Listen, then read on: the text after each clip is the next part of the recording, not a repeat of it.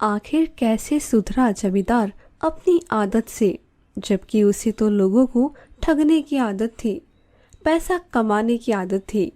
लीजिए सुनते हैं यह मजेदार कहानी। एक बार रमेश नाम का जमींदार था जो कि जबलपुर नामक गांव में रहता था।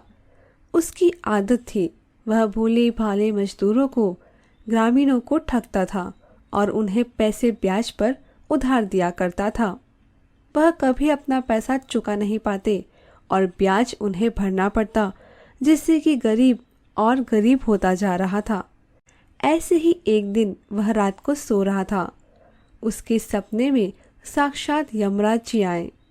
कुछ दिनों में तुम्हारी मृत्यु होने वाली है और तुम्हारे कर्मों को देख तो लगता है कि तुम्हारी किस्मत में नर्क ही मिलेगा। अरे यमराज जी, आप कैसी बातें कर रहे हैं? मैं तो यहाँ अपने ग्रामीणों का और मजदूरों का भला करता हूँ। उन्हें ज़रूरत पड़ने पर उन्हें पैसे दिया करता हूँ। यह तो बड़ा ही नेक काम है। फिर तो आपको मुझे स्वर्ग ही देना चाहिए ना। अच्छा, और जो तुम मोटी रकम ब्याज की प्राप्त करते हो उन गरीबों से, उसका क्या? क्या उसे पाप के लिए तुम्हें सजा नहीं मिलनी चाहिए? यमराज जी, यह मेरा पाप नहीं है। मुझे भी तो अपना घर चलाना होता है, तो मैं इसी आमदनी से अपने घर को चलाता हूँ, अपने बीवी बच्चों का पालन पोषण करता हूँ, और यह तो किसी भी निगाह में गलत नहीं है। क्या तुम्हें पता है कि नर्क जाने पे हमारे साथ क्या होता है? नहीं, मुझे तो सिर्फ इतना पता है कि वहाँ पर जो भी होता है बहुत ही दुखदाई और दर्द देने वाला होता है, जिसको कि इंसान भोग नहीं सकता। सुनते ही उसका शरीर कांपने लगता है। तो बस तुम भी अब सुधर जाओ, क्योंकि तुम्हारे पास अब थोड़े ही दिन रहे हैं। अगर तुम्हें नरक नहीं जाना है तो तुम लोगों की भलाई करना शुरू कर दो, नहीं तो तुम नरक के पापों को बर्दाश्त भी नहीं कर पाओगे। तुम्हारी ऐसी हालत बिगड़ जाएगी।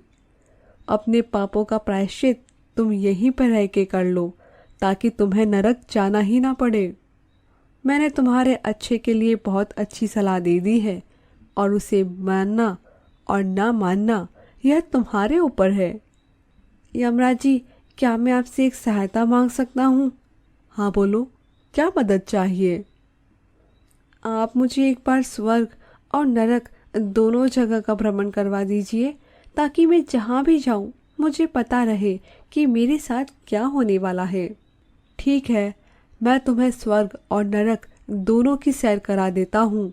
शायद फिर तुम्हें अच्छे से समझ आ जाए कि अब तुम्हारा व्यवहार किस तरह का होना चाहिए। या तो तुम्हें सुख मिल सकता है या फिर भयंकर दुख और पीड़ा। अब चयन तुम्हें करना है कि तुम क्या लेना चाहते हो। ठीक है यमराज, आप मुझे पहले स्वर्ग की सैर करा दीजिए। देखो, यह जो सफ़ेद तुम्हें दरवाज़ा दिख रहा है, यह स्वर्ग का दरवाज़ा है। इसको खोलने के बाद तुम्हें इतनी सारी आनंद की चीज़ें मिलेगी, इतनी शांति और सुकून मिलेगा, जितना तो पृथ्वी लोक पर है ही नहीं। इसलिए इसे स्वर्ग कहा जाता है।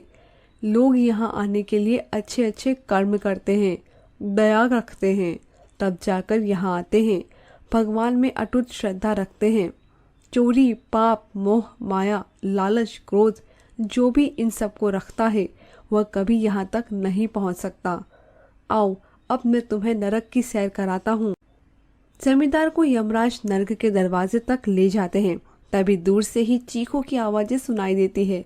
बहुत सारी औरतें और पुरुष उस नरक की आग में जल रहे होते हैं, जिन्होंने कि अपनी जिंदगी में लोगों को ठगा है, झूठ फरेब का सहारा लिया है।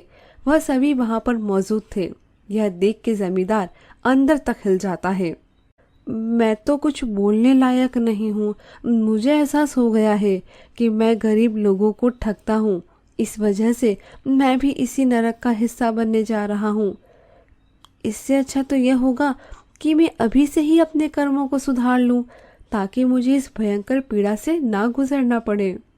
जमींदार धरती लोक पर आता है और वह स्वर्ग और नरक के फल को अच्छी तरह से समझ चुका होता है, और उसने अपने व्यवहार में बदलाव कर दिया होता है, और अब उन लोगों को ठगना बंद कर चुका होता है पूरी तरह से।